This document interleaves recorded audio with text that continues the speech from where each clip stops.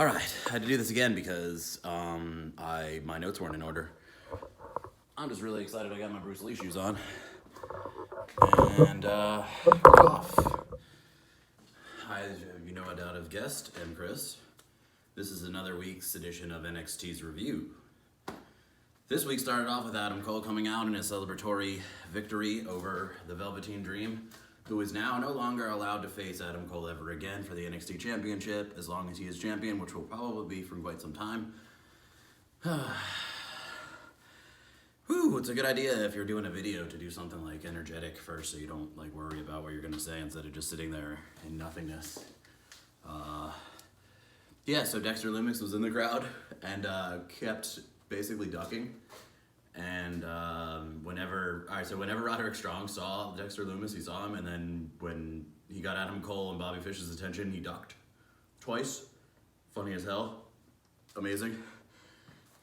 Dexter Lumis doesn't need to ever say anything, and I hope they never ruin him. And as long as Triple H is controlling his storyline, that should be the case. All right, number two. The second match of the evening was, it was like a promo. Keith Lee had an idea for the Undisputed Era, and it just stormed off into nothingness. Adam Cole was like, let him run his mouth. We're just going to leave. But maybe that's setting something up for the future. Tag team, perhaps, triple threat, who knows. Cool enough. After that, Keith Lee and Mia Yim, Team Yimitless. I was trying to get this, whatever they were called last week with Chris, or this Sunday when we were doing the pay-per-view, they had like a little name. That's what the name is, Yimitless. Very funny. Versus Candice LeRae and Johnny Gargano. Other than a lot of interference and Candice LeRae portraying the, I'm a helpless... Sorry about that, guys. I'm a helpless woman. And Keith Lee basically stopping his progression to hurting her or having her get hurt. Ended up backfiring because Johnny Gargano did his DDT off the middle rope, and there's definitely a name for it, and I wrote it down. What is it called? One Last Heartbeat. Calls it the One Last Heartbeat. He jumps into the thing and then DDTs you. Landed on Candice LeRae. Johnny Gargano ended up rolling up Keith Lee and then rolling Candice out of the ring, seemingly not caring about his wife at all, which is really funny because she was out of it. And the beat goes on. Cameron Grimes makes fun of Damian Priest, which is really funny because he's like, oh, unlike that loser Damian Priest, blah, blah, blah. Damian Priest comes out. Oh, hey, Priest, what's up? I was just talking about, you to the NXT universe. You almost beat Finn Balor, but you didn't. Unlike me, I did beat him. And then gets hit by a Priest and says, "Oh no, please continue." Pretty entertaining. I don't know what they're setting up for Damian Priest after the loss, other than the fact that he's going to have a lot more matches with Finn Balor, and that's basically the only storyline they're gonna give. Okay, after that, in this year, with manager Malcolm Bivens, Rico and Sarah, I don't know how to pronounce that. I didn't know how to pronounce that when they were announcing themselves a while ago, versus Mikey Delbray and Mike Reed. I don't want to not write their names down because they're in the ring, and it's disrespectful to be like a couple of nobodies. I don't do that. It's a squash match, though, so it was already disrespectful. It was over in about 2 minutes, not even. That's what squash matches are. Alright, so then there's a developing storyline that Cameron Grimes couldn't compete because Damian Priest attacked him. And was backstage with William Regal, and William Regal talked to him on a tablet. I don't know what kind of tablet. A tablet. Saying, yeah, you're going to compete because you're talking to this lady, so. And also, FYI, who was that lady with the white braids? She looked familiar, and I've seen her a bunch of times. I don't know if she wrestles. I don't know if she announces. Anyone can help me, that'd be cool. Don't know. I just like knowing who people are. It has nothing to do with attraction, and she is attractive, but just saying, I like knowing who people are. Because when I don't know, I feel stupid. All right, and that leads into the Breezango promo, and I didn't care about Breezango or Tyler Breeze and Fandango like at all. NXT sucked me back in. I care now. I care again. Just like with the cruiserweight title matches, I got sucked back in. I care. Like they're basically saying like put all that funny stuff aside. Now we're gonna get down to business. I could see them winning. I don't know if they will. Probably not. We'll see. It'd be really entertaining. I don't think they do Imperium like that. I think they're gonna keep Imperium together, even the tag team. So I'm back in on Breezango. They're good wrestlers. They've been around a while. Yeah, I hope they do well. Right. Yeah, so they were getting back to Beyond Entertainment and they got me back in. Finn Balor versus Grimes. They're awesome at pacing. They're tacticians in the ring. They know each other really well, you could tell. The match felt like it was forever and it was fairly short. So that's just ring presence and ring awareness and knowing what to do with your opponent and how fast to do it. Because if you do it too fast, it can look stupid. None of these guys look stupid. I don't think they ever will. They're just good at what they do. So other than that from the notes from the match, Finn Balor won, so it's 1-1 with Grimes now, even though his last victory was due to Damian Priest interfering.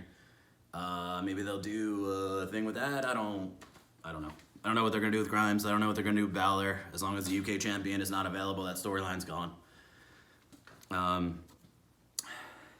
Casey Catanzaro versus Dakota Kai. That was a kind of a squash match. Casey Catanzaro is from New Jersey, so that's a cool thing.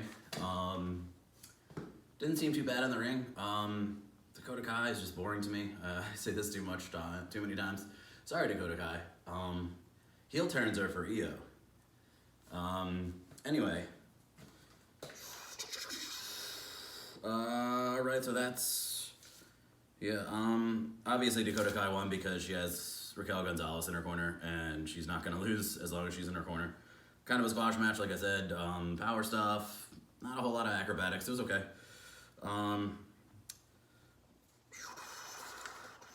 Yep.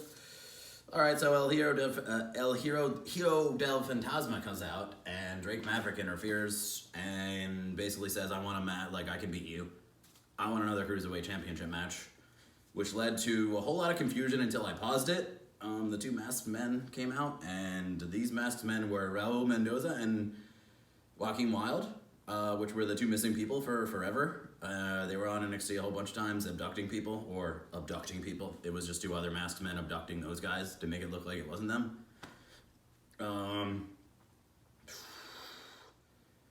Alright, so, apparently El Hero del Fantasma is Santos Escobar.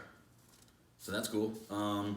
He looks like a good Cruiserweight champion. I hope there's a lot more matches with him, and I hope they can set up another light Cruiserweight championship match with the guy who lost it without losing it. I forget his name right now. Did I even write anything about the Dexter Lumis match? The last match of the evening was Dexter Lumis versus Adam Cole. It was a pretty good match. Dexter Lumis did his creepy stuff like he usually does. The turning point in the match was Dexter Lumis tried to getting his finishing triangle choke on him, and it basically would have gotten Adam Cole if Bobby Fish didn't jump up on the apron distracting the referee, causing Roderick Strong to elbow Lumis in the face, and Adam Cole finishing him off with the last shot. BAYBAY. I don't want Adam Cole to lose, like, ever. If this is the angle they're gonna go with, then I want him to never lose. Ever. And I don't care what it takes. Doesn't matter to me. He's gotta do what he's gotta do. He wins all the time. It doesn't matter. I didn't even take notes on this. I just did it from memory. Adam Cole won, obviously. Can't lose to Dexter Lumis. After the match, they had the lights go dark into a spotlight, and I think Scarlett is her name, from Karrion Kross's lady, comes out, looks at Adam Cole, and puts an hourglass in the ring, and then flips it, having the sand come out. looks at him, stares at him awkwardly, like women know how to do to make men look away. BAYBAY. And Adam Cole was gripping his title, seen gripping his title. Last whereabouts were gripping his title. And looks kind of worrisome. And Chris and I talked about this on Sunday. They wouldn't do a heel versus heel. They definitely will, because they are. Because now it's happening, which is really cool. That's all Triple H. That's all wonderful creativity. It's really hard to get a storyline where people can care, where you have a heel versus a heel. Adam Cole's one of the most loved heels in NXT, or loved heels, period.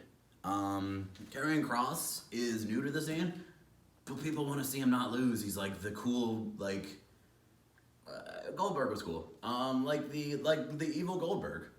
That's the only thing I can think of right now, other than him being taller and more ruthless. And hopefully nobody needs a cattle prod to get him to lose. WWE safety matters. But yeah, if that's what they're promoting, I'm really interested. And I'm interested in the Cruiserweight division. Women's division in NXT is completely untouchable. It doesn't matter what anyone else does, even in their own networks. Bayley and Sasha, I don't care. Like, NXT doesn't even need a women's tag team championship to declare themselves better than the WWE main roster. They don't even need the belts. They don't care. Congrats to Io Shirai. So happy for you. Until next week, guys. This video is already way too long.